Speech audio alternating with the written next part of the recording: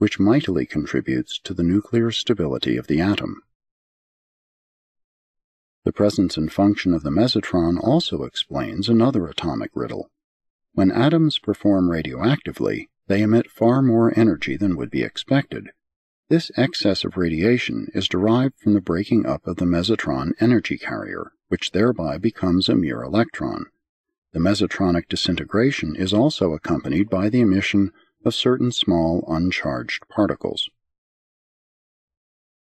The mesotron explains certain cohesive properties of the atomic nucleus, but it does not account for the cohesion of proton to proton, nor for the adhesion of neutron to neutron. The paradoxical and powerful force of atomic cohesive integrity is a force of energy as yet undiscovered on Urantia. These mesotrons are found abundantly in the space rays which so incessantly impinge upon your planet. 9. Natural philosophy. Religion is not alone dogmatic. Natural philosophy equally tends to dogmatize.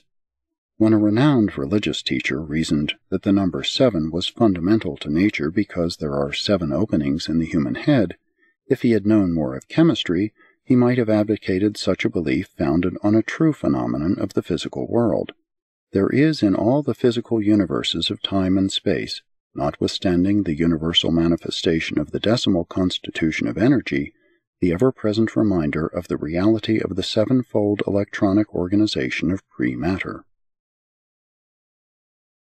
The number 7 is basic to the central universe and the spiritual system of inherent transmissions of character, but the number 10, the decimal system, is inherent in energy, matter, and the material creation. Nevertheless, the atomic world does display a certain periodic characterization which recurs in groups of 7, a birthmark carried by this material world, indicative of its far distant spiritual origin.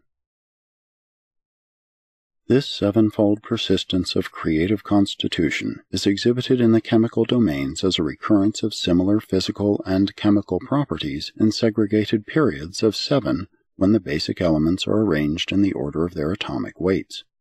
When the Urantia chemical elements are thus arranged in a row, any given quality or property tends to recur by 7s. This periodic change by 7s recurs diminishingly and with variations throughout the entire chemical table, being most markedly observable in the earlier or lighter atomic groupings.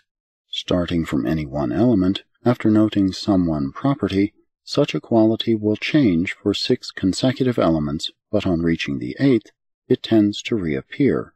That is, the 8th chemically active element resembles the 1st, the 9th, the 2nd, and so on. Such a fact of the physical world unmistakably points to the 7-fold constitution of ancestral energy, and is indicative of the fundamental reality of the 7-fold diversity of the creations of time and space. Man should also note that there are 7 colors in the natural spectrum. But not all the suppositions of natural philosophy are valid. For example, the hypothetical ether, which represents an ingenious attempt of man to unify his ignorance of space phenomena. The philosophy of the universe cannot be predicated on the observations of so-called science. If such a metamorphosis could not be seen, a scientist would be inclined to deny the possibility of developing a butterfly out of a caterpillar. Physical stability, associated with biologic elasticity, is present in nature only because of the well-nigh infinite wisdom possessed by the master architects of creation. Nothing less than transcendental wisdom could ever design units of matter which are at the same time so stable and so efficiently flexible.